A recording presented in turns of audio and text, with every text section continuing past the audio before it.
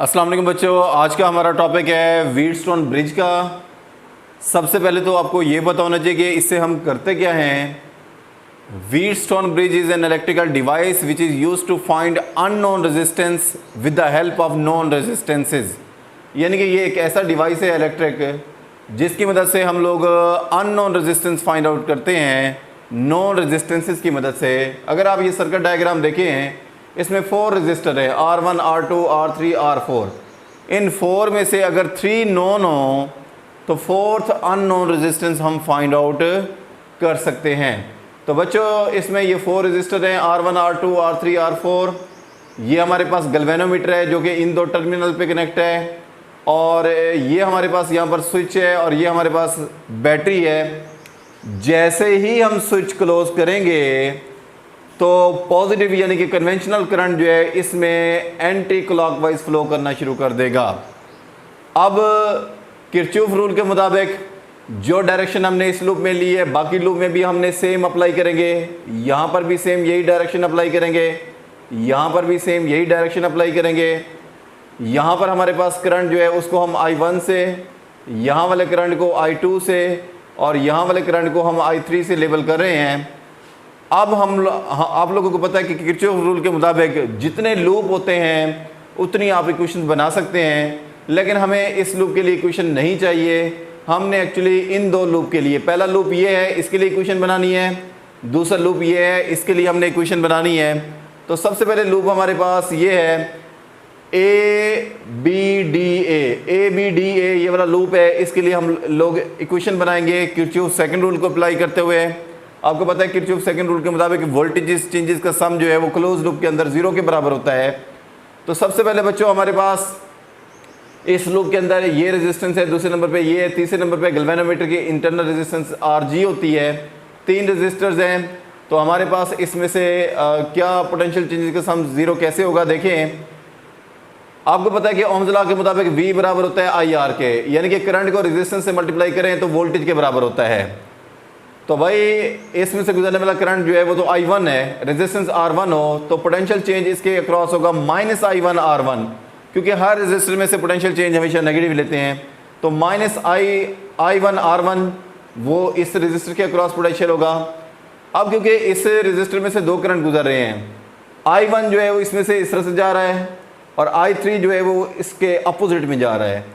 हाँ जी बच्चों, अब आप यहाँ पर देखें, हमारे पास ये हमारे पास टर्म है जिसमें देखें मैंने कहा कि इस रेजिस्टर में से 2 करंट अपोजिट जा रहे हैं, तो एक I1 और दूसरा I3, तो I1 - I3, और रेजिस्टर जो है वो R3 है। तो आपको पता है कि करंट को रेजिस्टेंस से मल्टीप्लाई करने से पोटेंशियल बनता है, तो इसका पोटेंशियल बन जाएगा।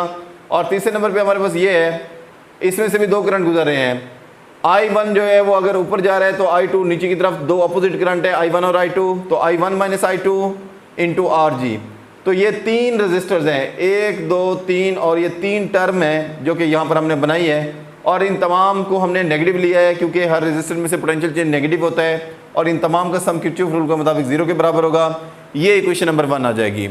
इसी तरह से दूसरा लूप जो है, दूसरा लूप हमारे पास है BCD ये वाला लूप है। इसके लिए हम उसी तरह से इक्वेशन बनाएंगे।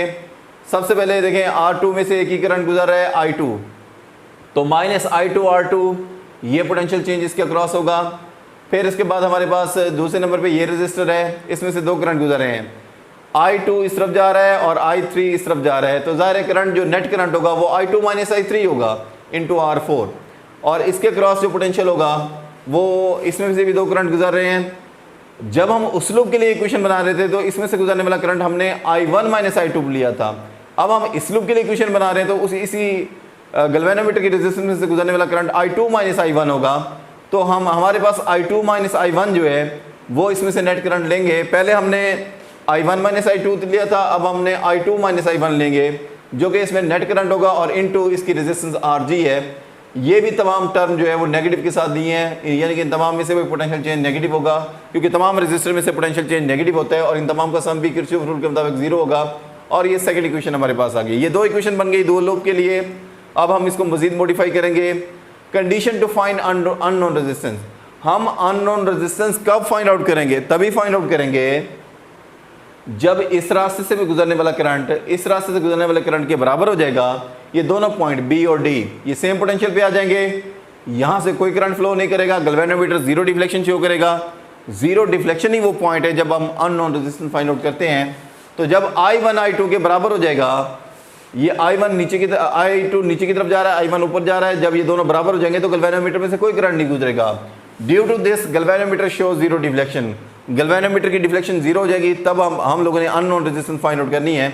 अब हमने क्या करना है, इसी को हमने करना है पुट, यानी कि I1 I2 के बराबर कर देना है, यानी कि जहाँ जहाँ I2 है उसको हमने I1 कर देना है। तो सबसे पहले ये जो इक्वेशन नंबर 1 थे इसमें I2 की जगह I1 करना है। यहाँ पर देखें I2 था, हमने इसको I1 कर दिया, और बस इसमें एक ही टर्म है जिसमें ये I2 था, हमने इसको I1 कर दिया। अब आपको पता है कि I1 में से I1 माइनस हो जाए तो ये टर्म जो है वो ख़त्म हो जाएगी, ये वाली टर्म बच जाएगी और ये वाली टर्म बच जाएगी। और अब इसमें ये जो नेगेटिव वाली टर्म है, ये वाली टर्म इक्वल के दूसरी साइड पे जाकर पॉजिटिव की हो जाएगी। इसको बच्चों हमने इक्वेशन नंबर 4 से लेबल कर दिया है। इसके बाद हमने यही वाली कंडीशन जो है वो दूसरे वाली इक्वेशन में भी पुट करनी है। जहाँ जहाँ I2 होगा उसको I1 करना है। यहाँ पर भी I2 है, यहाँ पर भी एक I2 ये, एक I2 ये, एक I2 ये, तो जहाँ जहाँ I2 है उसको I1 करना है। तो ये देखें, इस I2 की जगह भी ये I1 हो गया, इस I2 की जगह भी ये I1 हो गया, इस I2 की जगह भी ये I1 हो गया। तो इस तरह से अब ये वाली टर्म जो है, क्योंकि I1 में से I1 माइनस हो रहा है, ये टर्म कैंसिल हो जाएगी, ये दो टर्म बच जाएंगी। इन दोनों को हमने यहाँ पर लिखा है, और ये नेगेटिव वाली टर्म जो है वो इक्वल की दूसरी साइड पे जाकर पॉजिटिव की हो जाएगी। अब ये इक्वेशन जो है वो 5 बन गई। अब बच्चों हमने करना क्या है, वो जो 4 इक्वेशन थी उसको इस 5 से डिवाइड कर दें। तो डिवाइड करने के बाद डिवाइड करने का तरीकाकार ये है, इक्वल के लेफ़्ट वाली टर्म को लेफ़्ट वाली टर्म से और राइट वाली टर्म को राइट वाली टर्म से डिवाइड करेंगे तो ये फार्मूला इस शक्ल में आ जाएगा। इसमें माइनस माइनस से I1 से, इसमें ये वाली टर्म करंट वाली इससे कैंसिल हो जाएगी। तो रिमेनिंग टर्म हमारे पास सिर्फ यही बचेंगी, R1 over R2 is equal to R3 over R4। यानी कि R1 ओवर R2 का मतलब है इन दोनों रेजिस्टेंसेस की रेशो, यानी कि R1 की जो रेशो R2 के साथ बनेगी वही R3 की R4 के साथ होनी चाहिए। तो R1 और R2 की रेशो R3 और R4 की रेशो के बराबर होनी चाहिए। अब ये जो इसमें टोटल आप देखें 4 रेजिस्टर हैं, 4 में से कोई भी 3 नोन हो तो 4th unknown resistance find out कर सकते हैं। Wheatstone bridge is a device which is used to find unknown resistance with the help of known resistance. ये मैंने पहले बता दिया। ये टोटल 4 रेजिस्टर्स हैं, इन 4 में से 3 नोन हो तो 4th अननोन रेजिस्टेंस हम फाइंड आउट कर सकते हैं। तो ये एक ऐसा इलेक्ट्रिकल डिवाइस है जिससे हम नॉन रेजिस्टेंसेस की मदद से अननोन रेजिस्टेंस फाइंड आउट करते हैं। तो बहुत शुक्रिया।